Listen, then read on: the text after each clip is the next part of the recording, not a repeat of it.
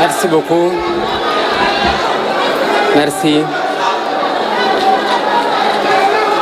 Merci beaucoup.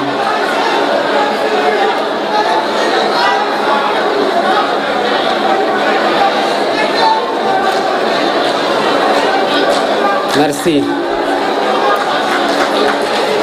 Je voudrais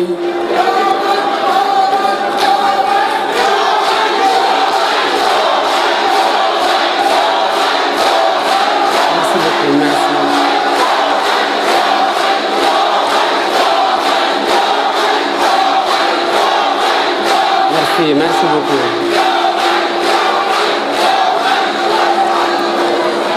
Merci beaucoup. Je voudrais à mon tour aussi me joindre aux nombreux témoignages sur le président Abdoulaye Wade pour confirmer peut-être tout ce qui a été dit par ceux qui ont pris la parole pour l'histoire. Je l'ai eu au téléphone il y a quelques jours pour m'enquérir de son état de santé.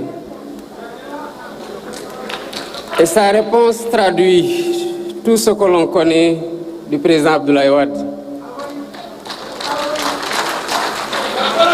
J'ai eu l'impression d'écouter un homme qui a encore 30 ans et qui a toutes de grandes choses encore à accomplir. Il m'a dit, à part tant que metti yenn saay daal maa ngi ci forme bu baax.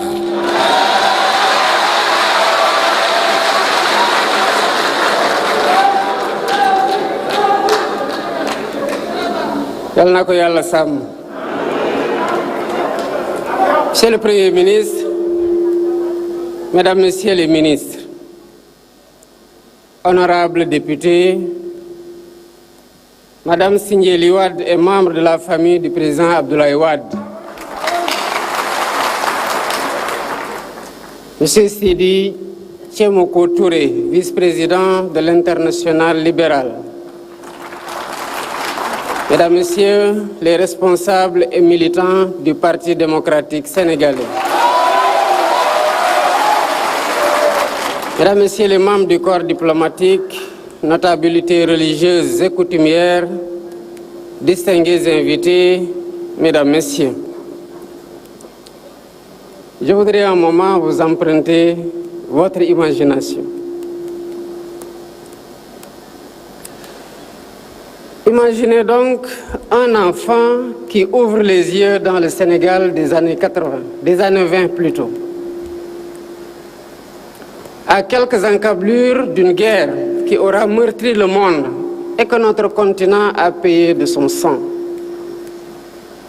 Cet enfant, né sous le ciel d'un pays pas encore libre, ne sait pas vraiment qu'il vivra 100 ans.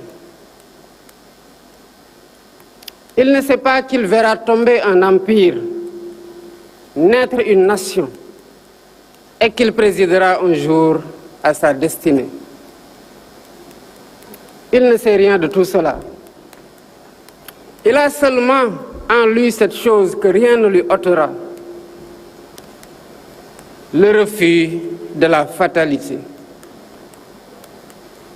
Cet enfant,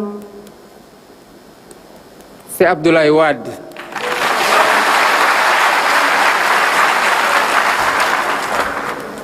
Et nous voici réunis un siècle plus tard pour lui dire ce qu'un peuple dit rarement à ces grands hommes à cet âge et de leur vivant. Nous voici réunis pour lui dire que nous sommes reconnaissants.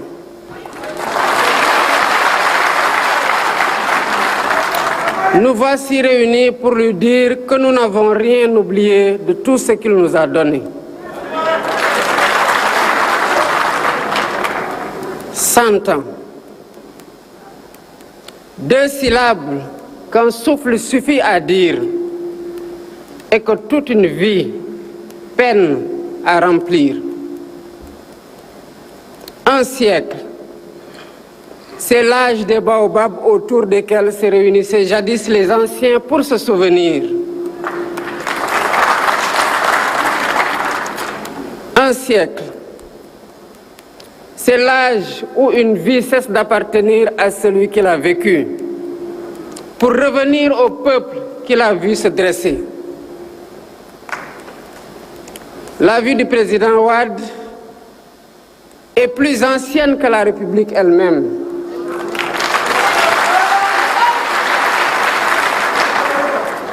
Wade était là quand ce pays n'était encore qu'une promesse dans la bouche de quelques hommes et femmes qui refusaient d'y renoncer. Voilà pourquoi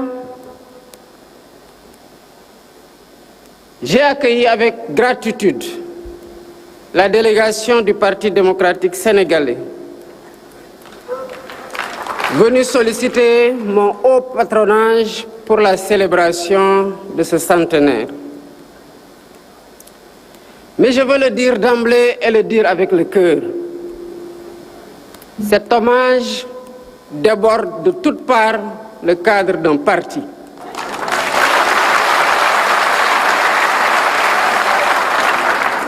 Le président Wade n'appartient plus au PDS seul.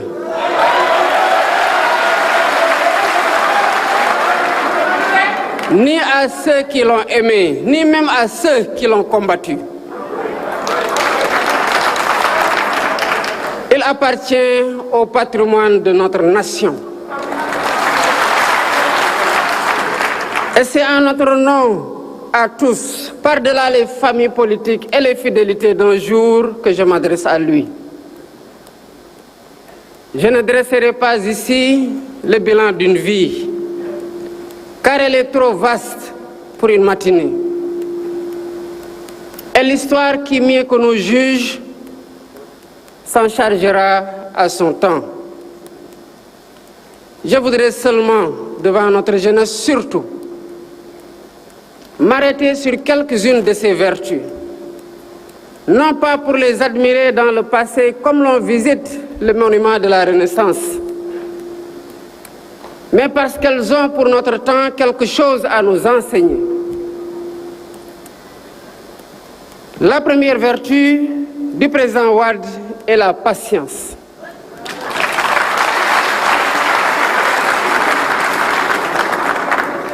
Mesdames, Messieurs, distingués invités, nous vivons un siècle pressé. Tout y est attendu pour hier.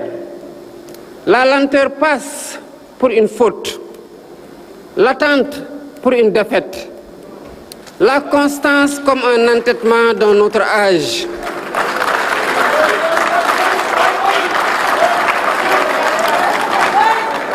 La vie du président Wade dit exactement le contraire. 4 fois, il s'est présenté au suffrage de ses compatriotes. En 1978, en 1983, en 1988, en 1993, et 4 fois, il dut s'incliner devant le choix des siens. 4 défaites qui auraient brisé un homme ordinaire ou l'auraient jeté dans l'aigreur, dans la tentation du renoncement ou dans celle de la force.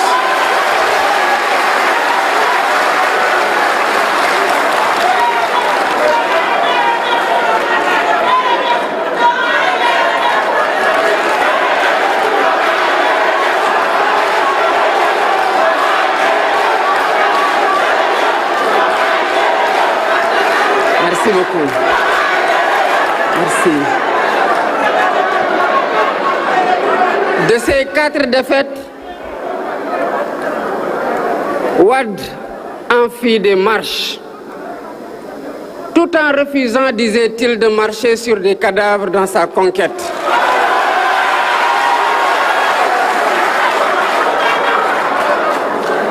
À chaque revers, il refaisait son parti, refaisait ses alliances et repartait au-devant des siens leur parler. Ce n'est qu'au courant, au tournant du millénaire en l'an 2000, après 26 longues années d'une obstination que rien n'avait entamée, que la victoire est enfin venue. Songez à ce que cela demande. Tenir un quart de siècle, le regard fixé sur un horizon que tout dément.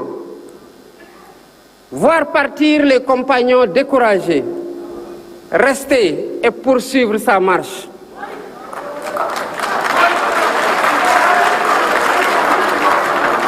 Faire de la patience une forme haute de courage, car il est plus difficile d'attendre sans faiblir que de céder à l'empressement d'un jour.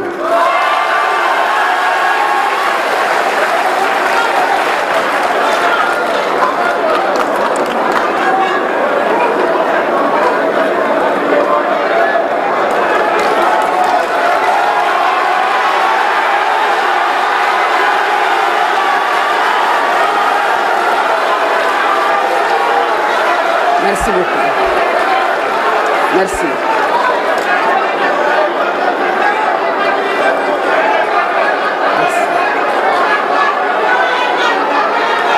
Merci. Merci.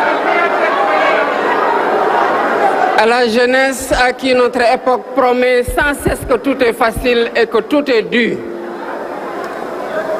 cette vie, celle de Wade, enseigne une vérité plus rude et plus belle. Cette vérité, c'est que rien de durable ne naît dans la précipitation.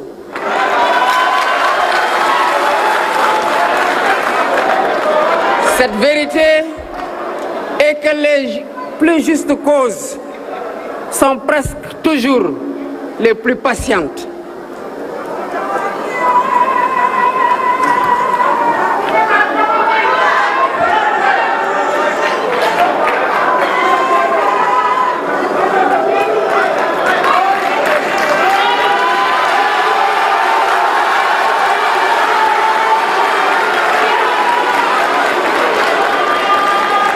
Merci beaucoup.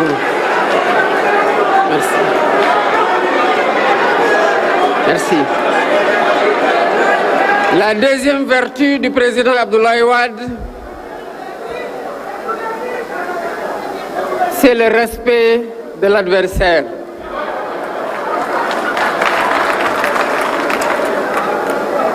Mesdames, Messieurs, distingués invités, le combat du président Wade fut rude.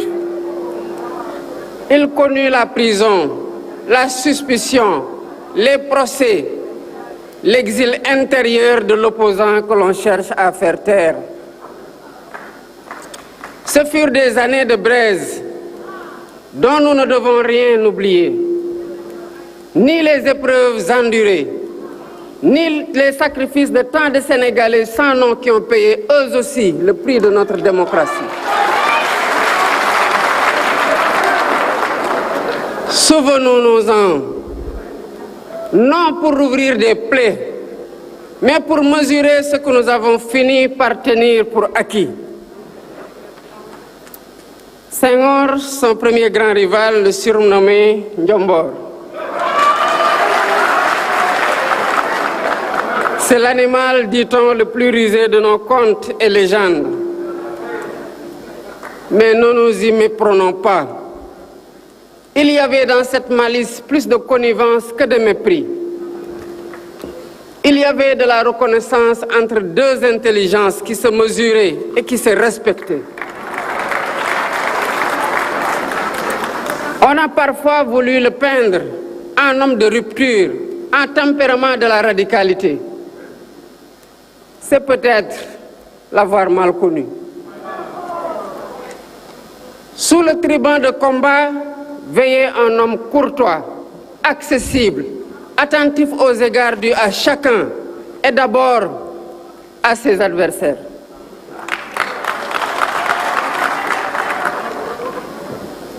Au plus fort d'une campagne dont il pressentait déjà l'issue heureuse, il prit le temps d'aller saluer la mère de son rival, le président Abdou Diouf. Longue vie et santé à cette autre grande figure de notre République. Rien ne l'y obligeait. Et c'est pour cela justement que le geste dit tout. Le geste du président Wade dit qu'on peut vouloir l'emporter sans humilier.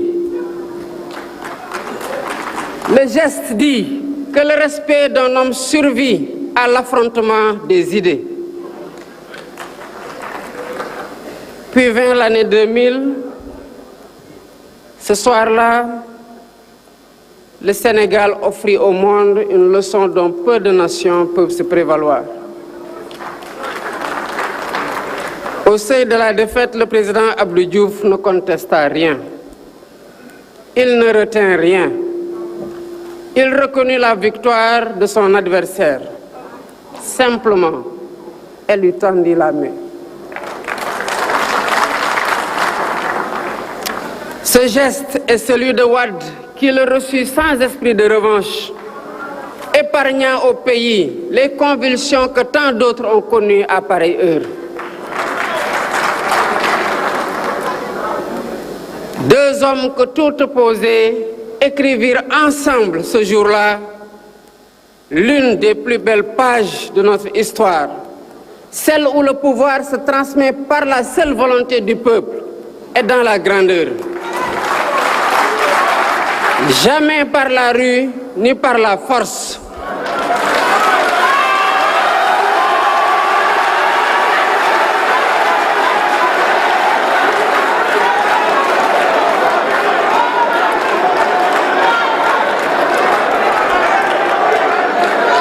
Voilà ce que nos aînés nous ont légué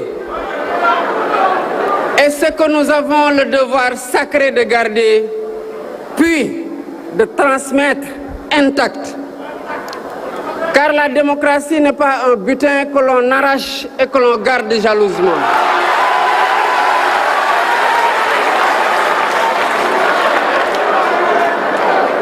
La démocratie, c'est une flamme que l'on se passe de main en main et qu'il ne faut jamais laisser s'éteindre.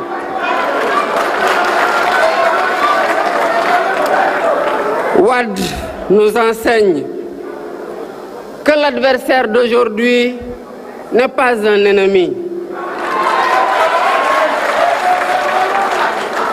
C'est un compatriote bienveillant qui voit le pays autrement et avec lequel il faudra, une fois le combat terminé, continuer d'habiter en paix la même maison Sénégal.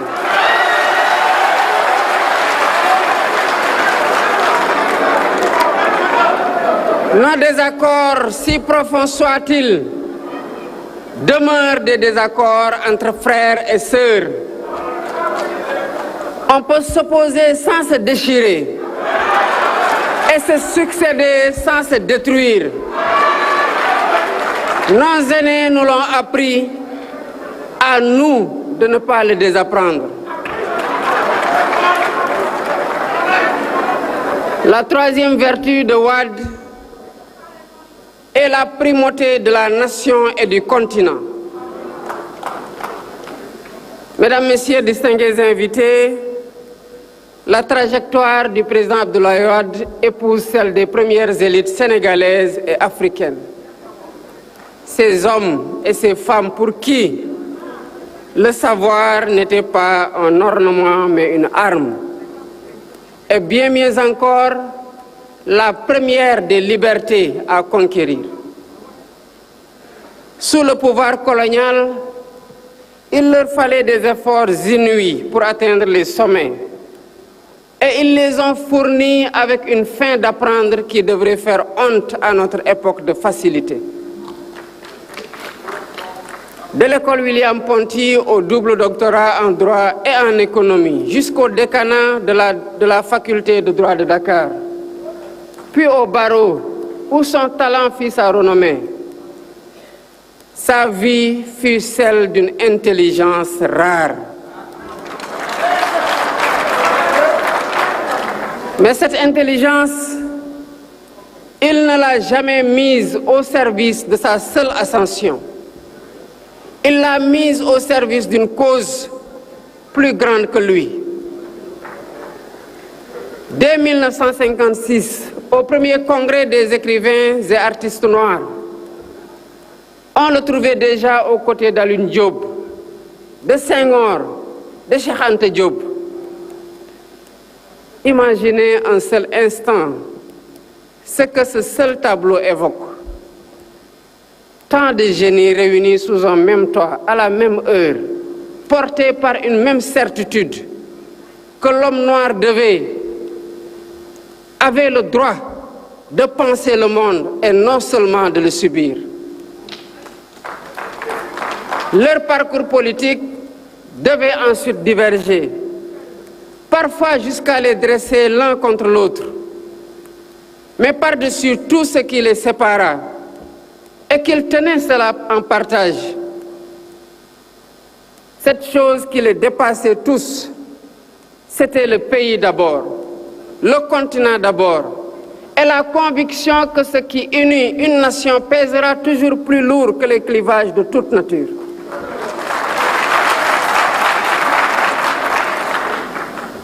Mesdames, Messieurs, distingués invités, s'il fallait nommer le fil qui traverse toute cette vie, je dirais qu'il s'agit du refus du misérabilisme.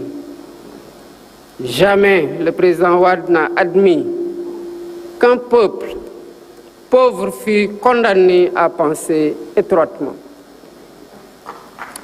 Il tenait que la rareté des moyens n'excuse jamais la pauvreté des ambitions et que la première des richesses d'une nation réside dans la hauteur du rêve qu'elle ose former pour elle-même.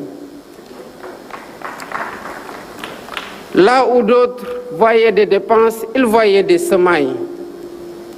C'est ainsi qu'il fit de l'éducation une priorité absolue, un investissement pour l'avenir, le plus sûr de tous, celui que l'on place dans l'intelligence de ses propres enfants. Des cases des tout-petits, saluées bien au-delà de nos frontières, aux universités essaimées à travers le territoire, il a parié sans relâche sur le génie africain. C'est la même foi qui fit de lui le bâtisseur que l'on connaît. Le grand théâtre où nous sommes réunis, le musée des civilisations noires, le monument de la Renaissance et tant de routes et d'ouvrages portent encore sa marque. On en a débattu car les grandes œuvres divisent toujours en leur temps. Et c'est le destin des bâtisseurs que de précéder le goût de leur époque. Mais toutes procédaient d'une seule idée, haute et exigeante, que ce pays méritait de voir grand et qu'il avait le droit à sa part de beauté, mais surtout qu'un Sénégalais ne devait jamais baisser le regard devant personne.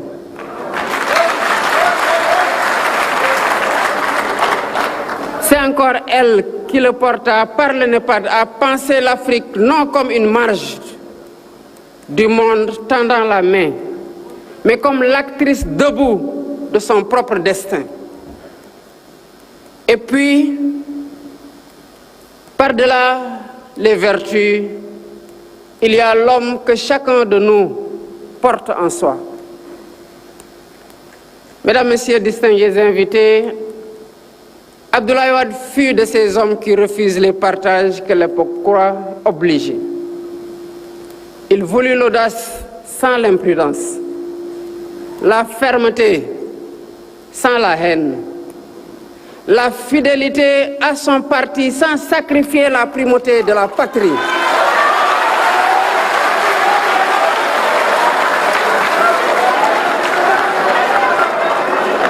L'amour de l'Afrique sans le renoncement à l'universel.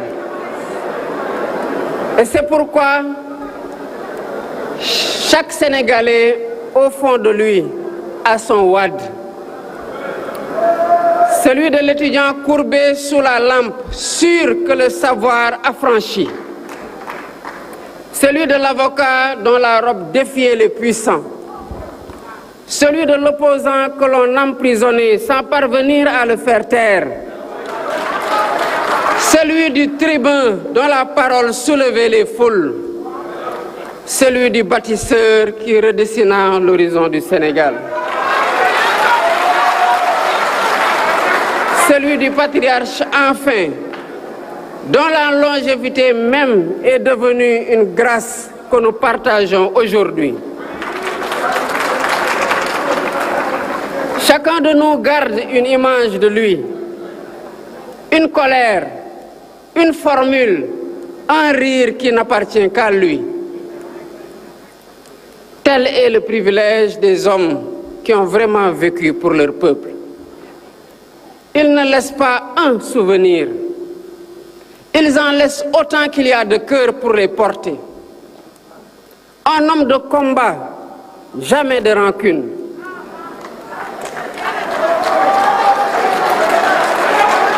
Un homme de pouvoir, jamais prisonnier du pouvoir. Un homme de son siècle est déjà tout entier tourné vers le nôtre. Monsieur le Président, vous me permettrez de quitter pour finir le langage de l'hommage.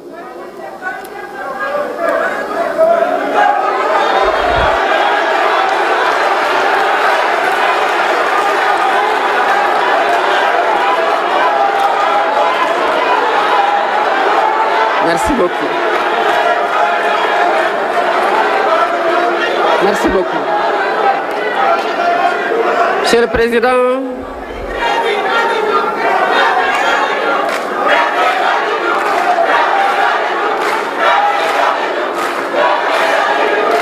merci beaucoup.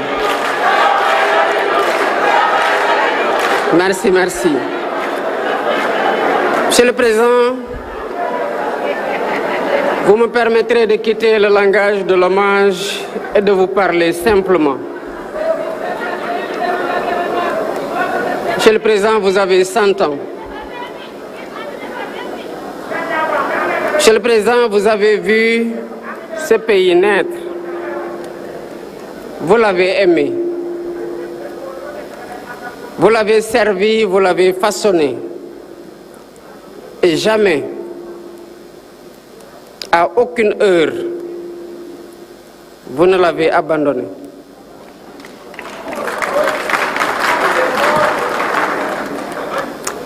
Vous nous avez appris des choses que vous n'enseignez peut-être pas exprès. Vous nous avez appris que la patience est une force et non une faiblesse. Vous nous avez appris que l'on peut perdre longtemps sans être vaincu. Vous nous avez appris que l'adversaire d'un jour n'est pas un ennemi et qu'il peut même devenir le partenaire du lendemain. Vous nous avez appris qu'aucune querelle, si vive soit-elle, ne mérite pas que l'on déchire le pays qui nous est commun.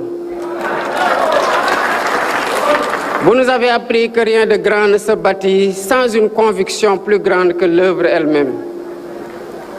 Vous nous avez appris que servir sa jeunesse vaudra toujours mieux que de se servir d'elle.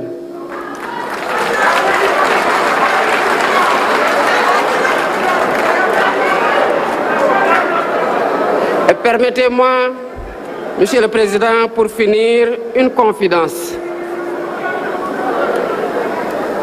Aux heures où la fonction est la plus solitaire,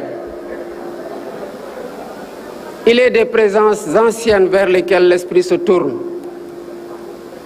La vôtre est assurément de celle-là. Non pas pour les réponses que vous auriez données, car chaque temps a les siennes, mais pour cette manière que vous aviez de ne jamais désespérer du Sénégal, ou même d'un compagnon qui se perd dans l'acrimonie et dans la haine de l'autre.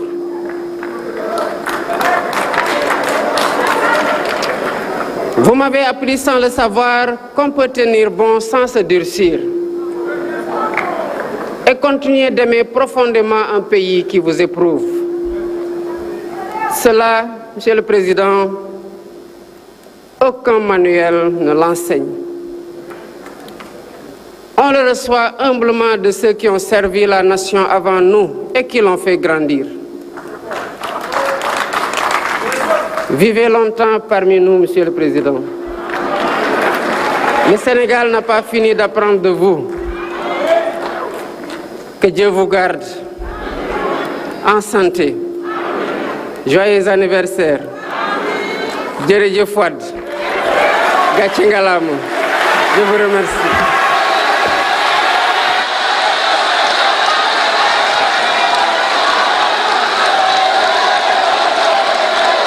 Merci. Excellence, Monsieur le Président de la République.